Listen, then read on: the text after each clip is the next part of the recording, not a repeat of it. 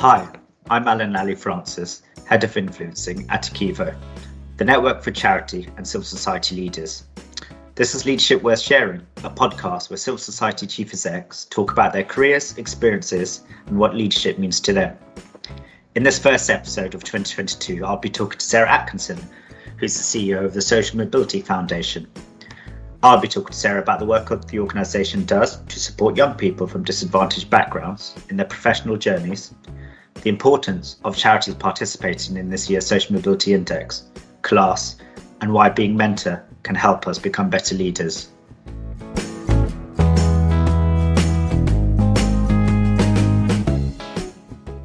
Hi Sarah, thanks for joining ACEVO's podcast. It's a pleasure to have you here. Lovely to be here. Right, so I think it's always a good one to kick off by just finding out a bit about kind of yourself, your journey, and perhaps how you ended up as CEO of the Social Mobility Foundation. Yeah, of course. So this is my first full-time paying job in a charity. I've been involved in and around the charity sector for a long time. I was a young trustee. I was a trustee at 23 when I found myself working in government relations in a lobbying agency, really enjoying it, and slightly surprised to find myself enjoying being in the private sector, and thought, well, I'd always thought I'd want to do something in the third sector, in a values-led organisation. So I volunteered to become a trustee of a brilliant charity called Womankind. So as a trustee, I learned a lot through that about how charities run, make decisions, the governance, and the combination of that interest and my work around public policy led me to take a job at the Charity Commission in 2006, where I was head of public affairs, first head of public affairs the Commission had. Had 13 years at the Charity Commission, ended up in quite a senior role as Director of Strategy. Again, really loved working at the Commission. I loved working across charities and being able to take a role in helping charities, what I felt was helping charities to be stronger, to be better understood, to help drive charities and support charity leadership to be better and to do better. But I increasingly started to think maybe it was something I wanted to commit myself to full time. I talked a lot about charity leadership. I thought, maybe it's time I thought about getting in the front line myself. And so when the opportunity, I was looking at different chief exec jobs, some that I thought I would be good at, but I wasn't appointed to, some that people thought I would be good at, but I wasn't interested in. It never quite came together for me until the opportunity to lead the SMF came up. It's an organisation I'd volunteered with as a volunteer working with students to check personal statements. It was an organisation I really cared about the mission and really felt connected to our mission. And it was also an organisation that I thought I could contribute something to because of the stage we were at developing as both a programme organisation and as an advocacy and campaigns organisation. It felt like things came together. Obviously, I didn't anticipate the pandemic and all of the challenges that brought. But I joined SMF in January 2020, and it has been the privilege of my life to be leading this fabulous organisation for the last couple of years. Particularly drawn to what you were saying about your experience at the Charity Commission, now kind of Charity Commission being a sort of regulator of charities to then becoming CEO of one. What was the transition from one to the other like? It was a big transition. It was a big step. It was one I'd thought quite a lot about, and I'd been lucky enough, my job at the Charity Commission, I had a great network because I had the opportunity to meet lots of charity leaders, talk to them about their work, what they did, see inside some charities going through crises and challenges, of course, as the regulator, and see things that go wrong, but also see organisations turning around, see what great leadership can bring to an organisation that's been in challenge. So I'd had the chance to observe a lot of that, reflect a lot on that, and also had a lot of brilliant advice and help from charity leaders. So all of that helped me. Nonetheless, I think a lot of ACEVO members will recognise this. Leaving an organisation where I was part of a senior team and moving to become the CEO did feel like a big step into it felt lonely. It feels lonely sometimes. I have a great SMT, I have a great trustee board. I'm in a very good position, but nonetheless, that sense, which was most acute, of course, in March 2020, I'm thinking, well, this is on me. This is all on me now. That's a big challenge. And I think although you can be prepared for that, you can understand it, you can have lots of tools in your toolbox to be ready for it, you have to do it, and you have to feel the fear and do it anyway. You probably had an idea of what you wanted to achieve in the role. Did you have to change course because of the pandemic? Yes, I did. We did. I mean, the SMF as an organisation has been around for 15 years. We do three things really. It's all about social mobility, tackling social class disadvantage, and we do that in three ways. A programme working directly with young people to support them to get opportunities and to be able to take advantage of opportunities that they deserve. We work with employers to influence them to recognise and reduce the barriers in their organisations at enterprise level. And we have a relatively new advocacy and campaigns arm that we set up, which is about influencing the systems around social class disadvantage. And I thought I was going to be spending most of my time building and leading that advocacy function, which was new.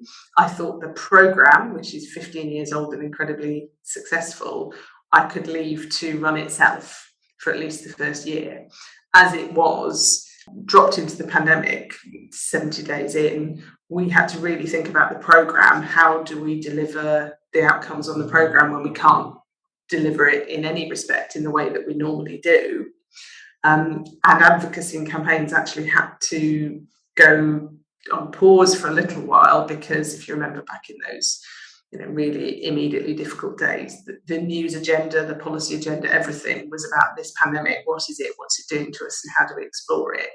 And no one was ready yet for a conversation about the consequences of the pandemic for social class disadvantage and social mobility. So we knew that would come. We knew that there were going to be profound consequences for social mobility, as there always are from any massive economic shock. We suspected, what's turned out to be right, that they would be particularly acute for young people of disadvantage who are particularly affected. But we couldn't get anyone to engage in that conversation for a while. And meanwhile, the programme I needed to work with my super expert programme team to say, okay, we can't do any of the things we normally do, but we've onboarded 2,000 young people and promised them some help this year. What's that going to look like? So it didn't, that first 6 months didn't look anything like I thought it was going to. For me, the learning from that whole period was fantastically valuable. Didn't feel like it at the time, felt just kind of scary.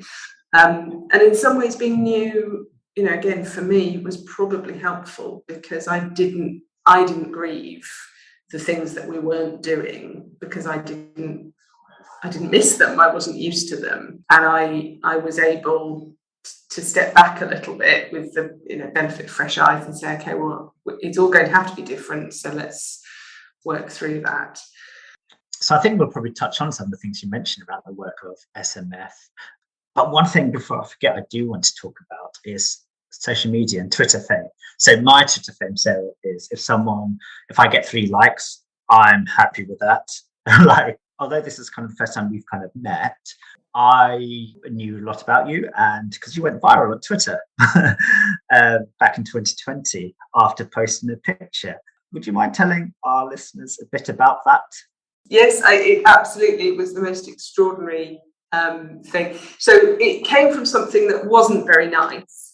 I got a letter written to me by someone who had seen my picture on the SMF website, and who got in touch to tell me that I needed to change my picture because it wasn't professional. I didn't look like a CEO. I was too friendly, and I was showing too much cleavage.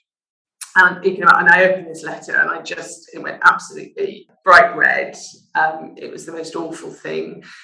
I felt really, really shocked and really upset. And then I started to get a bit cross. And then actually I started to feel a bit sorry for the person who'd written this letter. It was a woman. And from what I read in the letter, I think this was the kind of advice that she'd had in the past.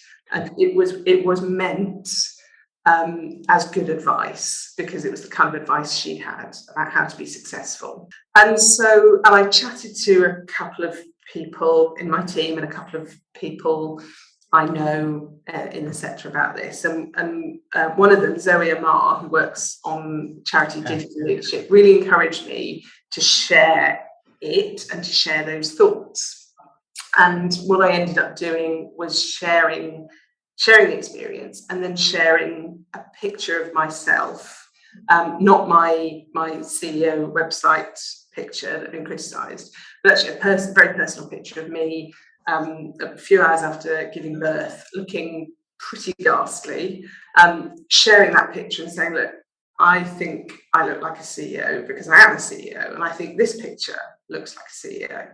And I tagged a couple of friends who are CEOs and said, maybe you want to share a picture of you not looking at your most professional, but nonetheless being a CEO. And they did, and it got started. Something caught on about it. I think the recognition from a lot of charity leaders that they too have been told, you don't look right, you're not good enough, this isn't the way to be, and a recognition that actually it's really important to be the leader that you are, to be the best leader that you are, and to bring what you do and what you are to your leadership, and also to motivate other people who might have been given bad advice about changing themselves to become something else, to say, no, you can be a leader in the way that you are. And so it absolutely took off and resonated. At one point, I think 1 million people had seen that picture. I'd got people from New Zealand and Canada and all around this country sharing brilliant, beautiful pictures, a proper joyful celebration of diversity. And it was so beautiful and so joyful. It was also, I have to say, a reminder of the limitations of the diversity in our sector. There were awful stories shared by female CEOs, CEOs of colour, CEOs of visible disability, neurodiverse CEOs, and there were not enough of those images being shared of leaders of colour, of leaders with visible disability, not enough working class leaders and working class leaders sharing stories. So it was beautiful, and it was empowering, and it was also a reminder that we've got work to do to strengthen and support and celebrate diversity in our leadership.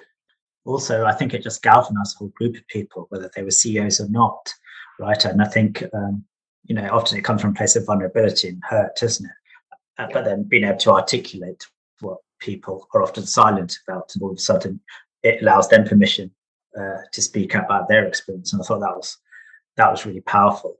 Yeah, certainly moved me and many others. So thanks for sharing that with us. You also touched in your answer there just about equality, diversity and inclusion. That's something I just kind of want to ask you a little bit about. Though there's still a long way to go, there's been a welcome shift, I would say, in conversations around equality, diversity, inclusion in the sector. That said, I still feel there aren't enough conversations about class, especially when you consider the barriers that those from working class backgrounds face in entering the sector. Sarah, any ideas how we change this, both in having the conversation and kind of what we do about it? Yeah, I completely agree with you. I think class, sociologic background is often the forgotten dimension of diversity. It's often not recognised, or where it is recognised, people often don't know what or how to do about it. These are really uncomfortable conversations, and we can learn a lot about recognising and leaning into the discomfort, the necessary discomfort from experiences we've had, understanding and pushing the envelope in terms of the discomfort in talking about race and ethnicity. It can feel really awkward to talk about money, family background, people's personal circumstances. If you are a leader from a relatively privileged background, it can feel patronising. If you're a leader from a low socioeconomic background, you may feel that it's no longer particularly relevant if you are now earning a good salary and in quite a middle class environment. To bring up your background may feel like something that is no longer particularly relevant, or it may be something that you have worked hard to get away from.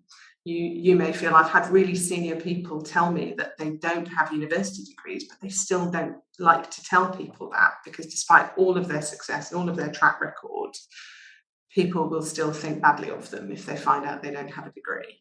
We have to, as leaders, recognise that your background is a huge part of who you are. It's a huge part of what you bring to your work, to your role, to your life. But if you can't talk about it because it's uncomfortable, then you can't be supported in being able to overcome the barriers and bring the positive contributions. I don't think we do talk about the positive contributions of working class people enough. There's nothing to celebrate about poverty. There's nothing to celebrate about people having grown up in environments where they don't have enough to eat. But there absolutely are positives that people from working class backgrounds bring to their work, to their later lives. There's the enormous strength and resilience that it takes to be able to be ambitious and successful. Yeah.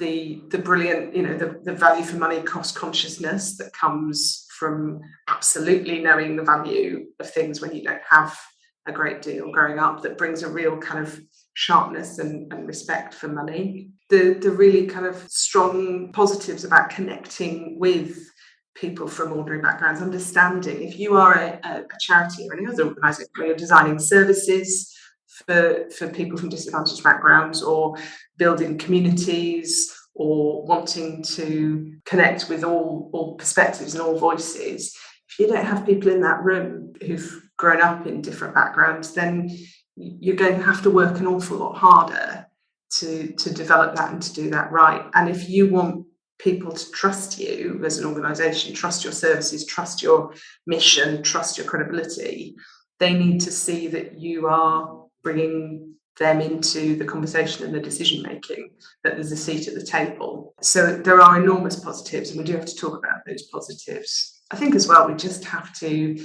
get over ourselves as a sector in thinking that we don't have a problem.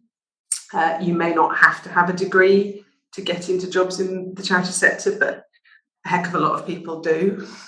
I sometimes get people in charities telling me that they need to make sure that they have the very best people, the most excellent people, and they shouldn't be apologetic about recruiting for excellence.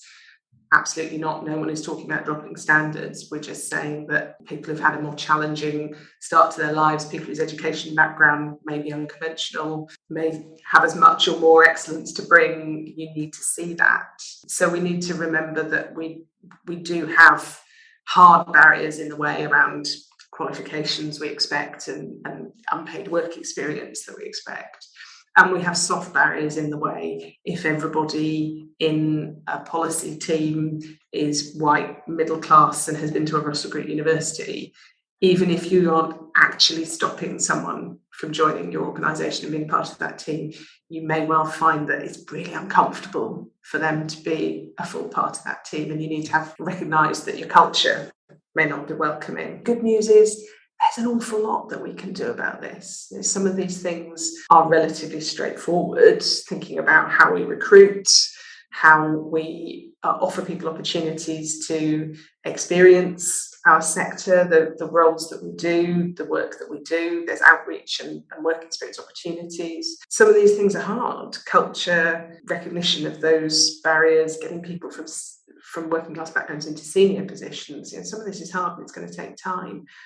But it is essential that we commit to that, and we commit to that conversation. And in committing ourselves to it, we already make it much more likely that we will see change. Really liked what you said about this whole narrative sometimes around like, oh, we don't want to drop standards.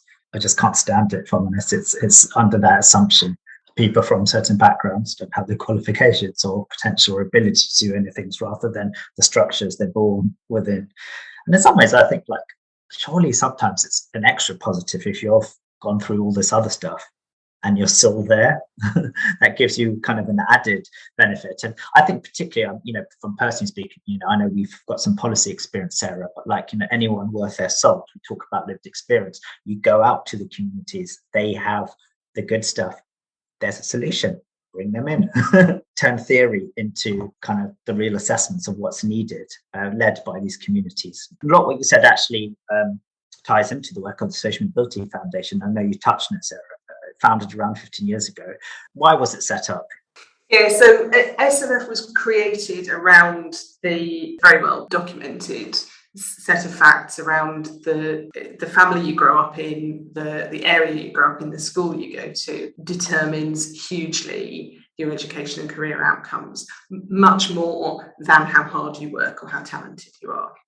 Part of that is there are huge systemic problems around education, early years, health, food, literacy, all of those things. There absolutely are huge and systemic problems. But there are things that we can do to support young people from low socioeconomic backgrounds who they don't lack talent, they don't lack aspiration, but they do sometimes lack some very straightforward and prosaic things. They don't know what possibilities there are in the careers or education. They don't believe they'll be able to be welcomed. They might not believe that they would ever enjoy getting into higher education or getting into professional or top career environments. They don't know anyone. They don't get any chances to get opportunities or access. And they often don't know how to present their talents and capabilities in a way that will be recognised and successful. All of that we can fix. The bigger systemic problems and challenges are going to take, are not going to be solved in my lifetime, although that doesn't mean we don't put every strain, every sinew to do it. But to ensure that young people of talent and aspiration get opportunities now, that we can do. We can connect them with mentors who support them in building their confidence and telling their story better. We can get them opportunities to get work experience. We can help them to build their understanding of the pathways and opportunities available to them and to make informed choice. So we support with a programme of activities, knowledge and confidence building. We help our students to unlock their own potential. Through that work, we've built lots of relationships with employers and businesses, and we've built lots of insight into those barriers that get in the way of talented, hardworking young people being able to achieve their potential. And so we work with employers to help them to identify and break down those barriers. And we're starting to shape some conversations and some support around thriving inside organisations as well. It's not enough for young people of low socioeconomic backgrounds to get in. They want to, they need to, they deserve to be able to get on and rise to the top. But the challenges and the barriers don't fall away the minute you have a university degree or access to a graduate apprenticeship. The challenges don't stop there, and the prejudice, unfortunately, doesn't stop there either. Yeah, I remember kind of it was set up, and as someone growing up in the East End, first generation immigrant, didn't speak English when I came. I worked all right, I worked hard, but for me it wasn't much than just having a bit of support locally, a teacher, a youth club, people who believed in you. And I say sometimes that's all it takes. It could just take a little people. And one thing I liked about Social Mobility Foundation is civil society is amazing and provides so many great services. But it was one of the first, at least in my view, where I became aware of that was addressing and tackling structural inequality that a lot of these disadvantaged groups face. But one thing I did want to talk a little bit about was, one of the things you've done since being CEO is implement or create the Department of Opportunities, which is your advocacy campaigning arm. Barriers can mean different things to different people, but I really liked your campaign video on class polish, which makes good use of humour, but also makes serious points around things like the class pay gap, but also how someone's accent can be a barrier to workplace success. Would you mind just kind of talking us through what you mean by when you say class polish? Yeah, absolutely. So this is a phrase that you hear a lot. Recruiters talk a lot. You get feedback a lot in interviews. The students that we work with hear this a lot. They get the feedback that can see that you've got a lot of potential and a lot of ability, and what you've done is very impressive. But the candidate we've given the job to, or the candidates that went through to the next round, or the people that are getting promoted are more polished. It's such an insidious concept, because what you're basically doing is you're describing a set of behaviours that present as though they are about merit and talent. A particular way of talking confidently, compellingly. Often it involves a certain amount of social capital, knowing the right way to dress, being very comfortable and relaxed in networking, in social environments, being able to hold a conversation whilst you navigate a wine glass and a canapes or dinner, and knowing who to talk to, being comfortable in those sorts of situations, having lots of good sort of political and cultural references to drop in. And we think of that as merit. We think of that as sort of objective talent and capability. And it's not. We're just describing the way that privileged people behave. You absolutely can learn that, and young people do. Young people from low socioeconomic backgrounds absolutely do learn to change the way that they talk, to change the things that they talk about. They learn to dress the right way. They learn to behave the way that's expected in social environments. And in doing that, it's kind of exhausting for them, because you're trying to do all the difficult things that you're trying to do when you're trying to get a job or be successful and lead. And you're trying to remember to behave a different way. And it's not merit, it's not better. It's just this insidious control that privilege has over us. And we thought really carefully about that campaign, because we wanted to use humour, we wanted to be a bit funny, a bit silly. We wanted to point out the ludicrousness of this concept of class polish. But we wanted to make a really serious point about the harm that it's doing. And we also, of course, wanted to be incredibly clear that the butt of the joke isn't the working class person. It isn't the person from a low socioeconomic background. The butt of the joke is we who value that class polish. Sarah, so I want to move on to the social mobility index. Now, that's one thing that I've followed for quite a while, and I think it's existed since 2017. Could you just tell our listeners why it was set up? Yeah, so the index is a key part of our work with employers to go beyond the work we do on programs with young people, to influence and support employers who want to understand and recognise how social class disadvantage is operating in their organisation, and who want to make change. Employers enter the index. It's a benchmarking study that they fill in a survey with a lot of detailed questions about various aspects of their practices, their outreach, their recruitment, their progression, the data that they collect, their internal and external advocacy around social mobility. If you enter the index as an employer, you get an individual report which tells you the things that you're doing well, the best practice things that you're doing to make sure you keep doing them and build on them. And it tells you the things that you have scored less well on, where you need to make some change, where there are barriers in your organisation or problems in your organisation for social mobility, to help you to understand what to do and give you a framework for action. We, in turn, we publish those we publish a report every year with the broader insights from that, what employers are doing, how good practice is developing, our recommendations for further areas of focus across different employers, case studies and examples, because it really often is difficult to know how. You may know you've got a problem, but how do you improve your recruitment? How do you make sure you're collecting good data on this. It's really good to share case studies and peer learning. And we publish a top 75, the employers who are leading the way in social mobility.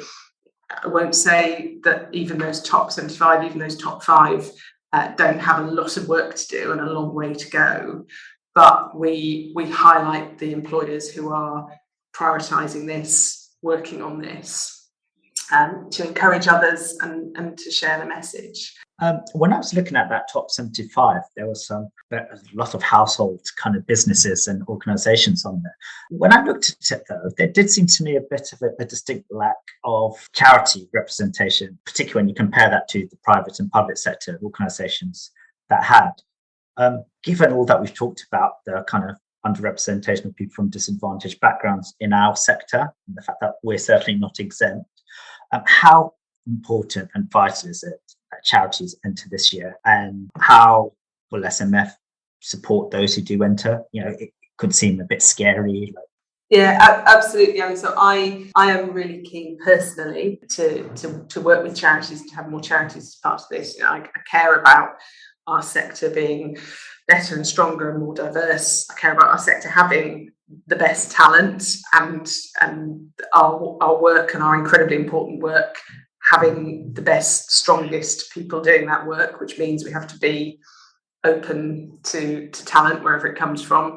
And I care about our ability to connect with communities and to be reflective of the communities we support. And that means better representation. As we've talked about, for charities, it can feel like something that isn't a problem for us, in contrast to law, professional services, where there are some very obvious structural barriers around, the only entry is graduate entry, they cherry pick from Oxbridge and Russell Group, the environment is stuffy, suits, those can feel like obvious problems when it comes to social mobility, and those sectors do recognise their obvious problems and are working on this very strong representation from law, professional services, finance, the public sector, because they recognise there's work to do. And I've seen over time that starting that journey, recognising the problem and starting the journey, doesn't mean it gets better all at once. Doesn't mean, particularly, that the challenges around progression to senior levels are fixed or are making the kind of progress that we would want to see. But it does mean that change starts to happen. And some of the early basics of a good diversity strategy that involves socioeconomic diversity, things like collecting data, starting the conversation in your organisation, supporting your employees from those socioeconomic backgrounds to form a staff network, maybe, looking at your outreach and how you help to bring people in from diverse backgrounds to be able to see the pathways in. Those are often the early steps, and they make a huge difference, and they also build confidence in an organisation to start to tackle to understand and tackle some of the more difficult areas. And so I know that we can help charities to start on that journey. I know that charities can learn from each other as well, because there are charities that do great things. There are charities who've done radical things around their recruitment, or where there is already a really active conversation inside the organisation about socioeconomic diversity and the benefits. So what we're doing, bringing a group of charities together so that we can support them to enter the index this year. We can give extra support, extra help and feedback, extra guidance on filling the index in for the first time, and make sure we give lots of really good detailed feedback. Also, charities can work together to talk to each other and to share, so that this is something that there's some peer learning around this. And it will really help us to make sure that the index is valuable to the sector, and we've got good insight into what matters for charities, the issues, and we can start to think about what else we can do to support charities to be able to go on this journey.